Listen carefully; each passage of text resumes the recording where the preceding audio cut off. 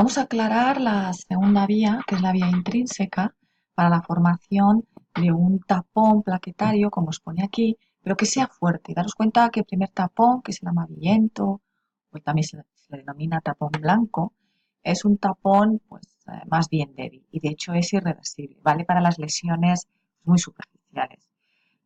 Por lo tanto, necesitamos un tapón mucho más fuerte y para ello necesito que el fibrinógeno que está uniendo, acordaros estas plaquetas, pase a fibrina. Para ello necesitamos una enzima que es la trombina y esta trombina pasa por ser activada a partir de la protrombina. Esta protrombina va a ser activada por las 10 asas que habíamos visto en la vía extrínseca, que era gracias al factor 7 activo más el factor 3, son los que van a activar esa protrombina para pasar la trombina. Acordaros que esta trombina se formaba poca cantidad suficiente para activar ese factor 12. Ese factor 12, este factor 12 va a ser activado, aparte por esa pequeña cantidad de trombina que ha sido generada por la vía extrínseca, aparte va a ser activado este factor 12 gracias a esta generación de cargas negativas que son formados por las moléculas de fosfatidilserina que contienen las membranas de esas plaquetas activadas. Entonces, esta generación de cargas negativas de este tapón lo que va a hacer es que cuando este factor de coagulación 12 se pone en contacto con esta zona negativa, automáticamente es activada. Una vez que estas moléculas, también es un factor de coagulación 12, estas moléculas del factor de coagulación 12 están activados, comienza toda la cascada de coagulación, la vía intrínseca. Esto va a activar las moléculas del factor 11 inactivo que están circulando por la sangre. Entrar en contacto con el factor 12 activo, estas moléculas 11 inactivas pasan a ser activas, como os aparece. Estas moléculas 11 activas van a activar a su vez a las moléculas del factor 9 inactivos. Aquí hemos dado un salto, acordaros, 12, 11 y ahora pasamos al 9, que también circulan por la sangre al entrar en contacto con las 11 activas, con el factor 11 activo, se activan a su vez. Estas moléculas del factor 9 ya activo van a interaccionar con las moléculas del factor 8 activos. Aquí la pregunta es, ¿de dónde procede este factor 8 que ya está activo? Bueno, pues, perdón, muy sencillo. Este factor es secretado por estas células endoteliales. Estas también secretan, acordaros, el factor de von Willebrand. Bueno, pues en los inicios de la coagulación, estas células endoteliales van a secretar este factor 8, ¿vale? Y además activo ya. Con lo cual, el inactivo va a activar, el factor 9 inactivo que ya ha pasado a activo, va a interaccionar con este factor 8 que ya está activo. Por lo tanto, esta interacción entre el factor 9 que va a estar activo más el factor 8 activo, acordaros que se activaba en el momento en que las células endoteliales lo excretaba al exterior, más el calcio, más un factor que es el factor plaquetario 3, que no es lo mismo que el factor 3 tisular, ¿vale? Probablemente se cree que es una lipoproteína ubicada en las membranas de las plaquetas, es necesaria su presencia.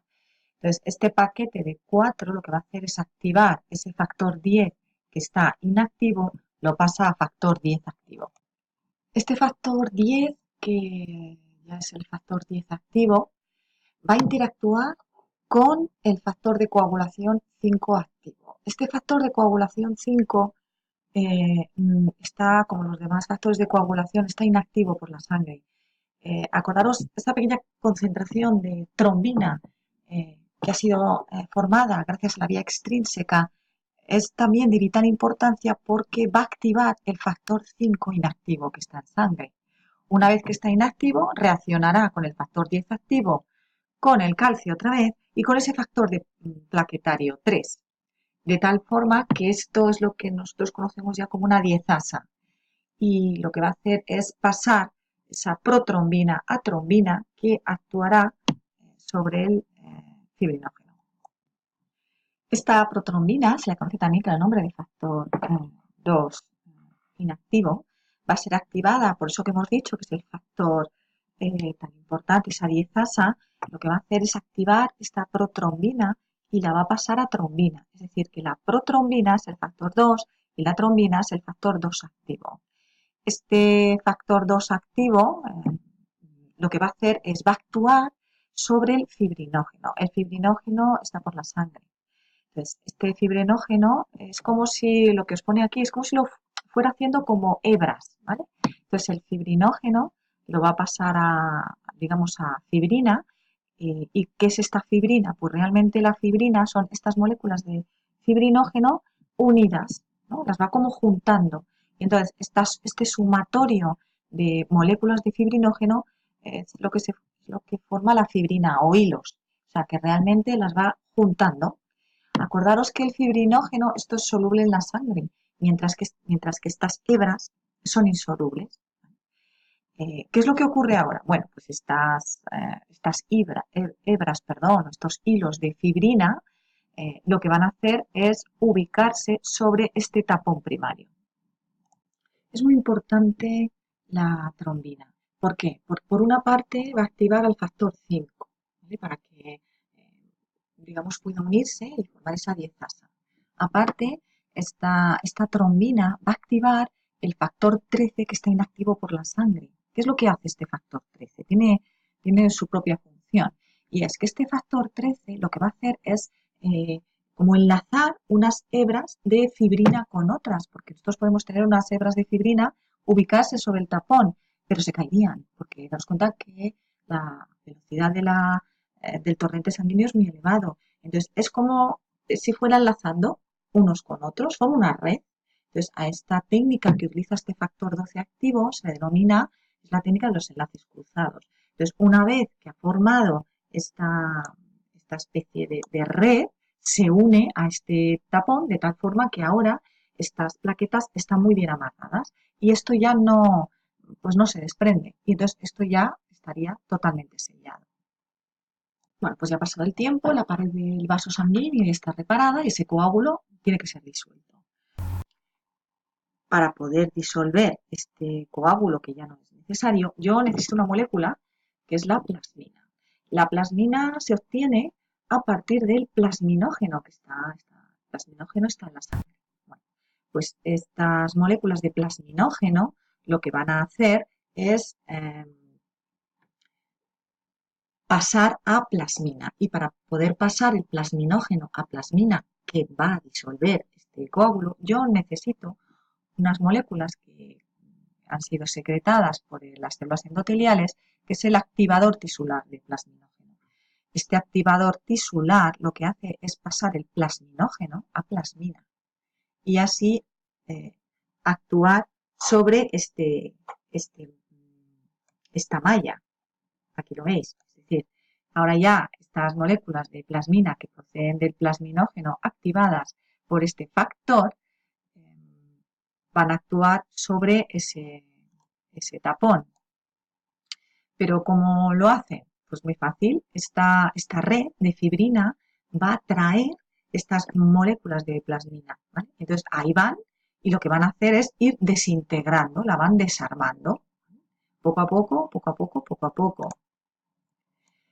Una vez que estas moléculas de plasmina han desintegrado este tapón, pues lógicamente este tapón se desarma y aquellas plaquetas que componían, una vez que han quitado esta red de fibrina, estas plaquetas que lo componían, se van a dirigir, realmente ya son viejas, entonces se van a dirigir hacia tanto el hígado como el bazo y van a ser destruidas.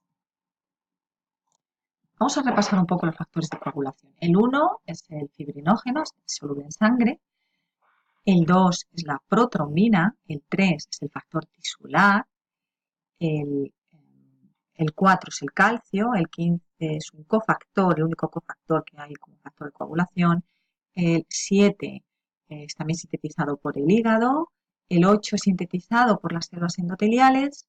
Y además es un antihemofílico A. El 9 es un antihemofílico B, se sintetiza en el hígado y además requiere vitamina K, al igual que el factor 7. El 10 también es sintetizado por el hígado, se requiere vitamina K. El 11 es el antihemofílico C y el 12, bueno, es el de Heckman. Por lo tanto, los antihemofílicos es el 8, el 9 y el 11. Son los tres antihemofílicos. Entonces, para poder repasar. Si hay algo que quisiera que tuvierais en cuenta es lo siguiente. Una vez que tenemos el factor 10 activo, que lo vamos a tener tanto por la vía intrínseca como la vía extrínseca, a partir de aquí sigue la vía común. Es decir, el que se haya unido este factor 5 activo es ya a partir de aquí es la vía común, ¿vale? Aunque luego se le una el factor plaquetario o el calcio para ya actuar sobre la protrombina, que pasa a trombina, etcétera, aquí ya confluyen las dos vías. Para finalizar, recordando vía intrínseca, vía extrínseca. La vía extrínseca es a partir del factor 3. Aquí se unía el factor 7, acordaros que era inactivo, que ya pasa activo, y juntos forman ese factor 10 activo. La vía intrínseca es a partir del factor 12, pasa al 11, de aquí al 9, de aquí al 8, y este factor 8 activo, junto con otros, va a activar este factor 10 que pasaría a factor 10 activo. A partir de aquí, este factor 10 activo unido al factor 5 activo, más el calcio, más ese factor plaquetario 3, bueno, pues lo que van a hacer es formar esa red de fibrina. Pues esto es un poco para que os acordéis.